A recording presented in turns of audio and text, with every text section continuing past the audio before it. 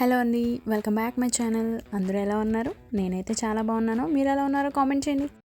ఈరోజు వచ్చేసి కట్టి పొంగల్ రెసిపీతో మీ ముందుకు వచ్చేసానండి. ఈ రెసిపీ ఎలా చేసుకోవాలో మనం ఈరోజు ఈ ప్రాసెస్లో చూద్దాం.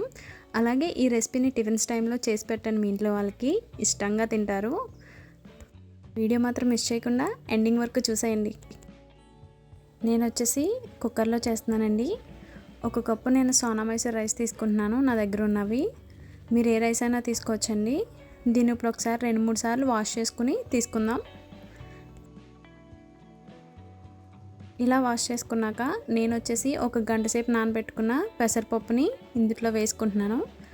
చాలామంది ఏం చేస్తారంటే వేయించుకుని కూడా వేసుకుంటారు.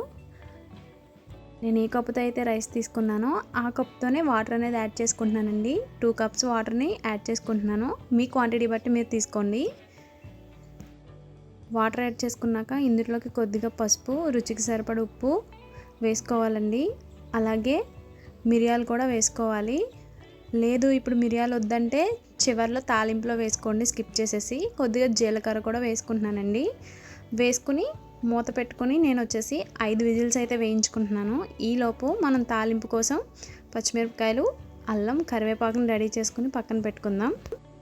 నేను విజిల్స్ వేయించుకున్నాక ఎలా ఉడికిందో మీకు చూపిస్తాను, చూడండి. ఇలా అయితే ఉడికింది. దీన్ని నేను ఇప్పుడు పప్పు గుత్తితో కానీ గరిటెతో కానీ స్మాష్ చేసుకోవాలి. ఉడికిందండి నాకైతే మెత్తగానే. కానీ ఇందులో వాటర్ అనేది లేదనుకుంటున్నారు కదా, మనం ఇందులో వాటర్ని కాచి పోసుకోవాలండి, అప్పుడైతేనే బాగుంటుంది. నేను ఆల్రెడీ కాచి పెట్టుకున్నాను, చూసారు కదా. నేను చూపిస్తున్నాను, ఈ విధంగా కొంచెం కొంచెం పోసుకొని కలుపుకోవాలి. మనకి కొంచెం జారుడుగా అయ్యేలాగా మీరు తినేదాన్ని బట్టి పోసుకుంటూ కలుపుకోండి.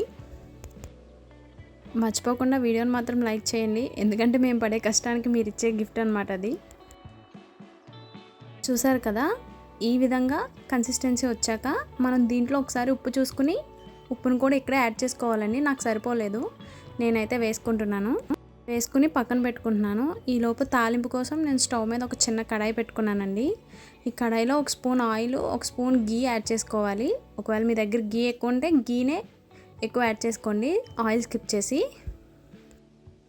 ఆయిల్ బాగా హీట్ అయ్యాక 1 స్పూను జీలకర్ర, 1 స్పూన్ ఆవాలు వేసుకోవాలండి.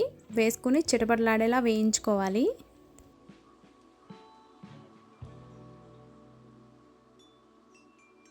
ఇలా వేయించుకున్నాక ఇందులో కొన్ని జీడిపప్పు పలుకులు కూడా వేసుకోవాలండి. టేస్ట్ బాగుంటుంది జీడిపప్పు వేసుకుంటే. జీడిపప్పు కూడా మంచి కలర్లో వేయించుకోవాలి. ఇలా వేయించుకున్నాక మనం కట్ చేసి పెట్టుకున్న అల్లం, పచ్చిమిర్చి, కరివేపాకు ఈ 3 ఒకసారి వేసేసుకుంటున్నానండి నేను. వేసేసుకుని పచ్చివాసన పోయేలాగా వేయించుకోవాలి. వేయించుకున్నాక నేను కొద్దిగా పసుపు యాడ్ చేసుకుంటున్నాను ఇక్కడ మళ్ళీ. అలాగే మీ దగ్గర ఇంగువ ఉంటే ఇంగువ కూడా యాడ్ చేసుకోండి, లేకపోతే స్కిప్ చేసేయండి. ఇక్కడ కావాలితే మిరియాలు కూడా యాడ్ చేసుకోవచ్చండి. నేనైతే స్టార్టింగ్లో వేసుకున్నానని అయితే వేసుకోవట్లేదు, మీరు ఒకవేళ కావాలితే వేసుకోండి. ఇదైతే ఎగిపోయింది కదా, ఇప్పుడు మనం ఇందులో వేసేసుకుందాం. మొత్తం వేసేసుకుని బాగా కలుపుకోవాలండి. కలుపుకుని దీన్ని సర్వ్ చేసుకుని పైనుంచి నెయ్యి వేసుకుని తింటే చాలా బాగుంటుందండి టేస్ట్ అయితే. ఒక్కసారి మీరు ట్రై చేయండి, ట్రై చేసి కామెంట్ చేయండి. అంతే అండి, రెసిపీ అయితే ఈజీగా అయిపోయింది కుక్కర్లో. మీరు కూడా ట్రై చేయండి. ట్రై చేసి లైక్ చేసి సబ్స్క్రైబ్ చేసుకోండి.